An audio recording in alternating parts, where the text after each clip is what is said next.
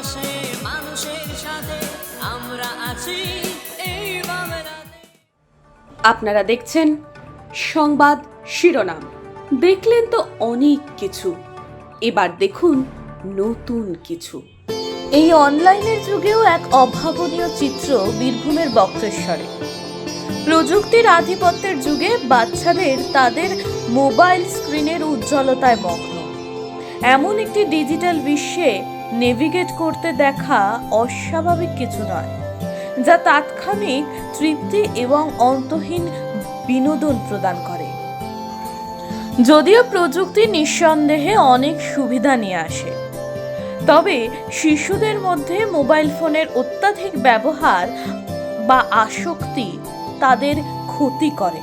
তাদের শারীরিক স্বাস্থ্য, মানসিক সুস্থতা এবং সামগ্রিক বিকাশকে নেতিবাচকভাবেই প্রভাবিত করে। পিতামাতা এবং যত্নশীল হিসেবে বাচ্চাদের মোবাইল ফোনের আসক্তি থেকে দূরে সরিয়ে দেওয়ার এবং স্বাস্থ্যকর বিকল্পগুলিকে উৎসাহিত করার কার্যকর উপায়গুলি সন্ধান করা অপরিহার্য হয়ে ওঠে।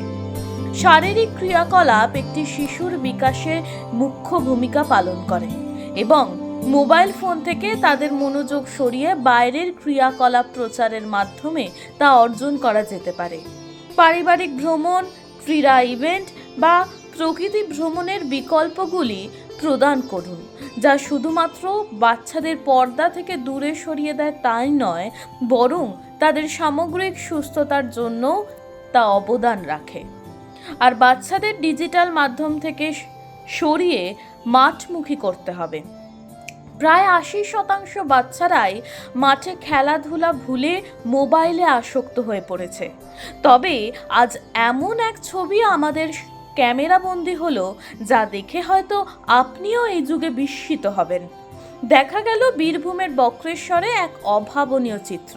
ছোট থেকে বড় বাচ্চারা মাঠমুখী এবং মাঠে ব্যাট এবং বল হাতে নেমে পড়েছে তারা। খেলার জৌলুসটাই একদমই আলাদা, ঠিক যেন পুরনো এক চিত্র। কিন্তু এই সমাজটাই আবার আমাদের ফিরিয়ে আনতে হবে। সুস্থ রাখতে হবে সকল বাচ্চাদের। মানুষের পাশে মানুষের সাথে আমরা আছি এই বাংলাতে। আপনারা দেখছেন সংবাদ শিরোনাম। দেখলেন তো অনেক কিছু, এবার